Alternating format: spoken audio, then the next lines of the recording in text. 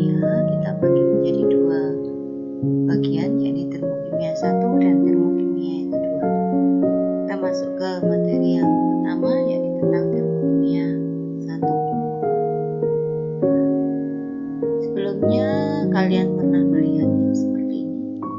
Ya, benar, itu es yang ada di dalam gelas.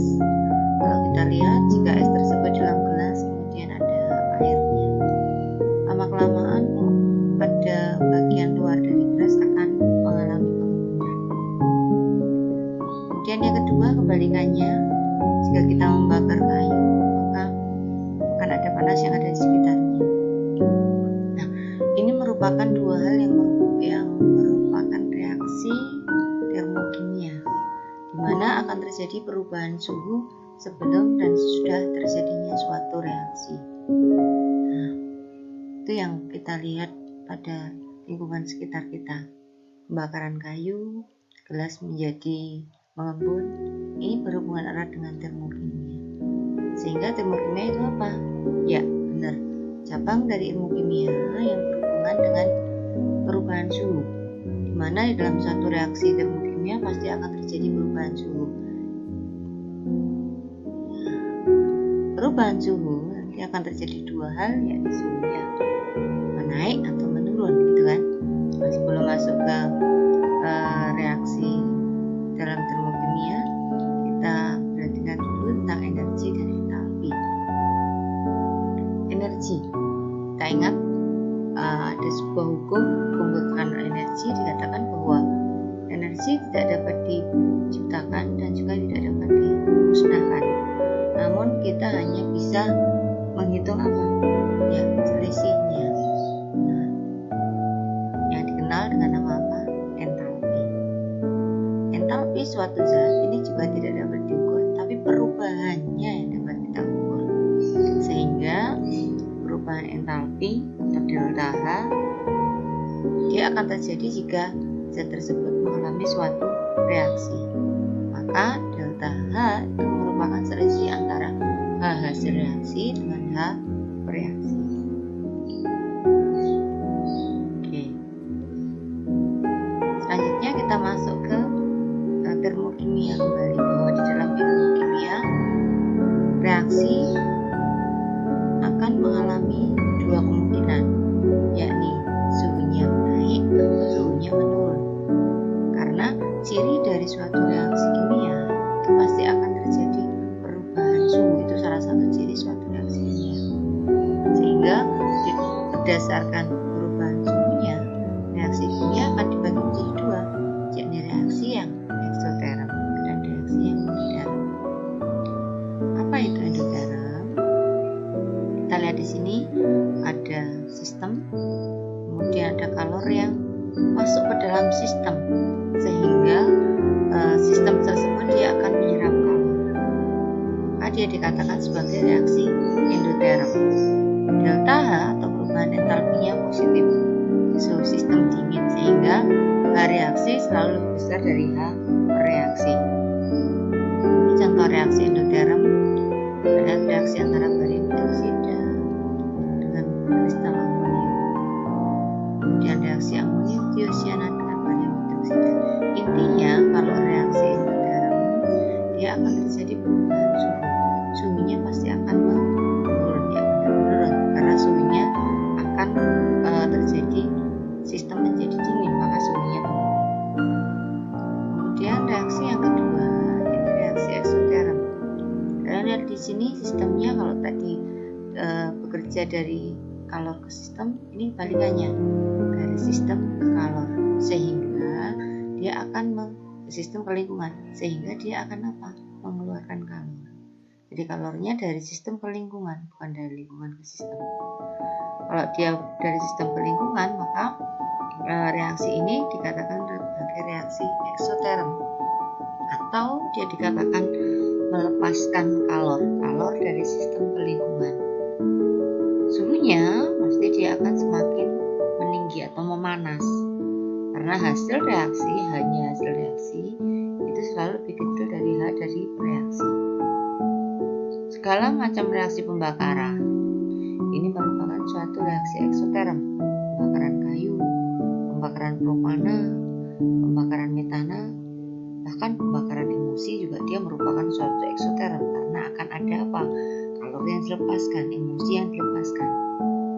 gitu ya.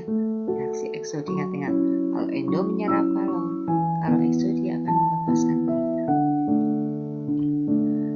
Kemudian diagram reaksi yang terjadi, kita lihat perbandingannya antara eksoterm dan endoterm. Jika endoterm, keadaannya dia hanya di sini, punya akan di sini. Keadaan awal ada di atas, akhirnya di bawah. Keadaan ke akhir, energinya itu jika reaksi eksoterm. Sedangkan endoterm untuk akhir ke awal. Ini perbedaan dari reaksi apa? Endoterm dan eksoterm. Energi yang ada di dalam sistem tersebut. Selanjutnya persamaan termokimia. Persamaan termokimia sama seperti persamaan reaksi yang lain, hanya karena di dalam reaksi termokimia itu terjadi perubahan suhu, sehingga dalam persamaan reaksi di situ akan terlihat bahwa akan terjadi kenaikan suhu atau penurunan suhu, atau di situ akan tertulis delta H-nya. Maka dalam reaksi tersebut akan ada delta H reaksinya. Kita lihat jenis-jenis persamaan persamaan termokimia. Ada kalor pembentukan standar. Kalor pembentukan standar itu kalor yang dibutuhkan untuk apa? Membentuk 1 mol suatu senyawa. Kalau standar di sini 1 mol suatu senyawa. Dalam keadaan standar pembentukan, seperti dari suatu unsur yang berbeda, dia akan membentuk satu senyawa baru. Pembentukan itu delta H standar atau delta H F font pembentukan. Coba ini ada 3 macam reaksi. Nanti kalian kerjakan di kuis belakang. Tulis persamaan termokimia reaksi pembentukan zat tersebut. Jadi ini sebagai kuis juga, nanti ditambahkan di soal yang ada di slide paling belakang. Selanjutnya entalpi penguraian standar. Kalau tadi pembentukan itu dari senyawa tertentu akan membentuk senyawa yang kita inginkan, tapi kalau penguraian kebalikannya. Jadi besarnya delta H penguraian dengan delta H pembentukan itu besarnya sama, hanya dia akan terjadi arahnya yang berbeda. Kalau delta H F itu negatif, berarti delta H-nya positif, atau sebaliknya dengan harga yang sama. Ini reaksi penguraian. Define, kalian lihat PCl3 berbentuk B dan Cl2. Yang ketiga ada perubahan entalpi pembakaran standar. Berarti perubahan entalpi yang terjadi pada reaksi pembakaran 1 mol. Semua berlaku untuk 1 mol pembakaran. Reaksi pembakaran apa saja, reaksi tersebut kalian mau membakar apa saja, dalam reaksi tersebut pasti tambahkan apa? O2 atau oksigen. Itu ya. Catatan, jika jumlah mol dalam persamaan reaksi dikalikan dengan X, maka perubahan entalpinya juga dikalikan X. Jika persamaan reaksi dibalik, maka harga entalpinya akan dikalikan. Jika delta H pembentukan atau delta F suatu molecular dalam keadaan standar itu selalu 0. Kemudian suatu kalor dapat digunakan satuan joule, kalori atau kilokalori, di mana 1 kalori itu selalu sama dengan 4,18 joule. Jenis-jenis entalpi reaksi tadi ada entalpi pembentukan delta HF. Persamaannya bisa kalian lihat, pembentukan 1 mol NH3 seperti ini dari N2 plus H2. Kemudian entalpi penguraian standar, balikannya, kalau pembentukan kalian bisa lihat, kalau penguraian dia akan mengurai sama dalam 1 mol, maka dikatakan dalam keadaan apa? Standar ya. Kemudian ada entalpi pembakaran standar, berlaku untuk membentuk 1 mol senyawa dalam keadaan standar juga pembakarannya. Kemudian ada pelarutan standar, di sini melarutkan dari liquid menjadi gas atau delta H S, entalpi pelarutan standar.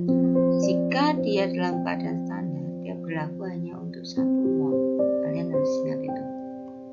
Contoh soal. Tentukan persamaan termokimia pada pembakaran 67,2 liter gas metana. STP, kalian lihat STP, standar temperature and pressure. Pada suhu dan tekanan standar itu 1 mol suatu zat volumenya berapa? Ya, betul, harus kalian ingat 22,4 liter. Oleh karena itu jumlah mol CH4-nya berapa? Kita lihat volume CH4 dibagi dengan berapa? Ya, benar, volume molar standar. Sehingga 67,2 dibagi dengan 22,4 ml per mol. Mililiternya bisa dihilangkan sehingga harga ini bisa dihilangkan sehingga akan ketemu 3 mol. Nah, 3 mol delta 3 mol besarnya 2671 kJ. Dia melepas kalori. Itu untuk 3 mol. Kamu lihat di sini 3 mol. Kalau yang ditentukan persamaan termokimia standar berarti untuk 1 mol berapa? Maka 2671 dia dibagi dengan 3 mol. Maka delta Hc sama dengan 890,3 kJ per mol. Atau untuk membakar 1 mol CH4 dia akan melepaskan kalori 890,3 kJ setiap mol. Sehingga persamaan termokimianya kalian lihat CH4 plus O2 dia akan menghasilkan CO2 dan H2O. Delta H ini berlaku untuk 1 mol apa? 1 mol CH4. Koefisiennya 1 mol. Jangan ingat itu ya.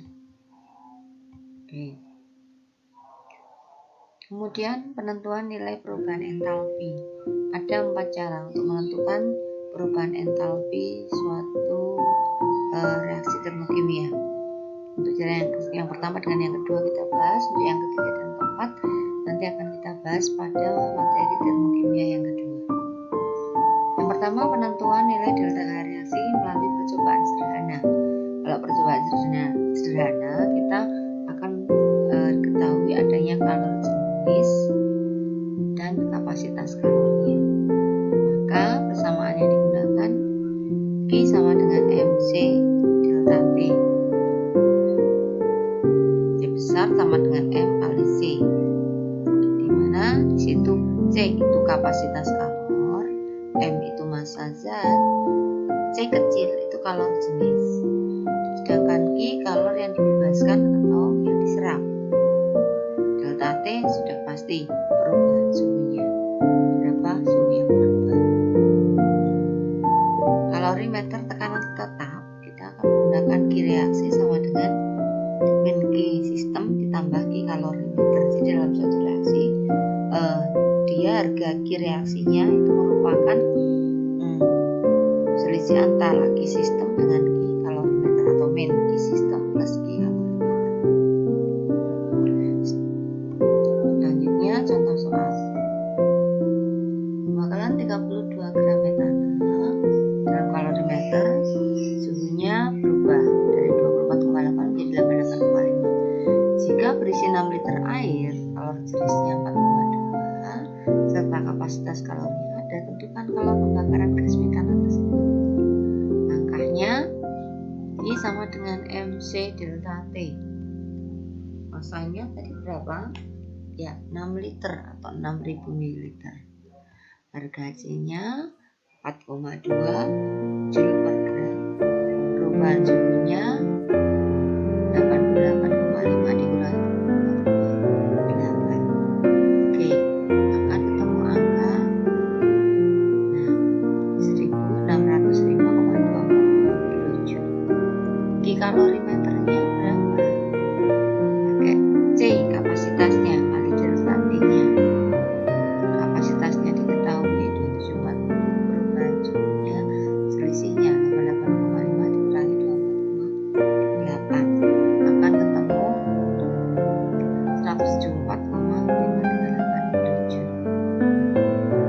reaksi plus Q air plus Q kalorimeter itu sama dengan 0, sehingga Q reaksinya sama dengan ya benar min Q air plus Q-nya kalorimeter, sehingga harga Q-nya minus 1602,240 ditambah 174,5 derajat. Maka harga Q reaksi min 179,4 kilojoule. Berapa delta reaksinya? Sama dengan Q reaksi 177,958 kilojoule. Nah, sekarang kita lihat berapa mol yang bereaksi jika masanya 32 gram metan. Maka kita cari molnya dari massa dibagi apa? Ya, benar mR-nya. Dari 32 gram dibagi dengan 16 gram per mol, sehingga ketemu jumlah molnya 2 mol. Harga dari 2 mol atau delta H dari 2 mol CH4 besarnya berapa tadi? Ya, benar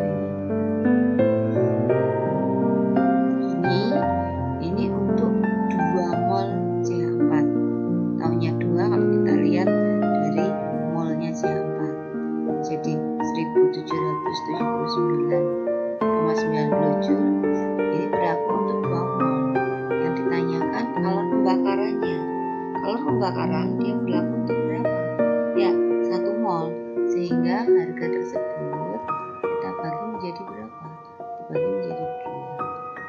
Maka harga delta H CH4-nya 890 kJ per mol, atau delta H-nya min 890 kJ per mol. Artinya di sini dalam reaksi tersebut dia akan gimana? Ya, benar, melepas kalor karena delta H-nya negatif. Oke, jadi delta Hc-nya min 890 kJ. Oke ya, itu kalau menggunakan kalor reaksi. Yang kedua, kita menggunakan hukum Hess. Hukum Hess ini dikemukakan oleh Jeremy Hess menyatakan bahwa kalor reaksi yang dibebaskan atau diperlukan dalam suatu reaksi kimia ini tidak tergantung pada jalannya reaksi, namun hanya tergantung pada keadaan awal dan akhir suatu reaksi saja, atau perubahan entalpi suatu reaksi tetap sama baik berlangsung dalam satu tahap atau 2 tahap. Jadi perubahan entalpi tidak dipengaruhi oleh jalannya reaksi, hanya keadaan awal dan akhir reaksi saja. Itu baik bunyi dari hukum Hess. Sehingga contoh soalnya kita lihat ada reaksi seperti ini. A, B, C, D. Tentukan delta H reaksi C ke D. Berapa besarnya delta H reaksi dari C ke D jika diketahui seperti ini? Nah, berarti dalam reaksi tersebut arahnya kemana? C mau ke D sana. Kalau jalan ke sana besarnya sama dengan yang kemana? Ke kiri. Jadi ke kiri, ke kanan, balik kiri lagi. Kita ingat di dalam hukum Hess, delta H reaksi tidak tergantung pada jalannya reaksi, hanya tergantung pada keadaan awal dan akhir reaksi saja. Sehingga mau lewat manapun si C ini, besarnya harga C ke D ini akan sama dengan yang tertulis di sini. Gitu ya maksudnya. Oke, kita lihat di sini. Nilai hasilnya kalau kalian C dan D awal akhirnya, maka proses yang pertama C menjadi D, jadi ini, atau dikatakan sebagai delta HR. Nah, besarnya delta HR di sini itu sama seperti kalau C ke D melewati A dan B, maka C ke A ke B, B ke D. Sehingga proses yang kedua dari C ke A, delta H-nya berkebalikan. Kalau tadi delta H3 berarti min delta H3. Kemudian ke A itu dari A ke B ada delta H1 arahnya tetap. Kemudian dari B ke D ada delta H2 arahnya juga tetap. Sehingga kalau seperti itu maka besarnya delta HR, delta HR itu yang tanda tanya ini, sama dengan delta H3 ini tapi berkebalikan, atau min delta H3 plus delta H1 plus delta H2 besarnya sama dengan yang ada di tanda tanya ini, atau delta HR. Sehingga kalian bisa temukan delta HR sama dengan min delta H3 plus delta H1 plus delta H2. Oke, kalian bisa lihat seperti ini. Jadi delta HR sama dengan delta H1 plus delta H2 min delta H3. Delta H1 delta H2 min delta H3. Gitu ya.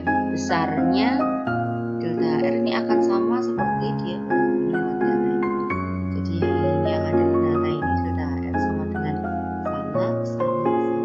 Sekali lagi di dalam hukum Hess, besarnya delta reaksi tidak tergantung kepada jalannya reaksi, hanya tergantung pada keadaan awal dan akhir reaksi saja. Ya, latihan soal di sini ada 3 plus 3, jadi ada 6 latihan soal. Coba kalian kerjakan, ditambah dengan penentuan persamaan termokimia tadi yang ada di slide depan. Jadi ada 6 soal plus 3 reaksi.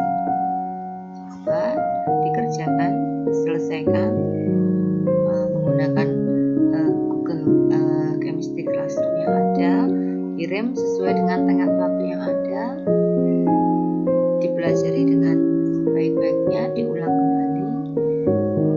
Jika ada pertanyaan bisa kalian tanyakan, bisa langsung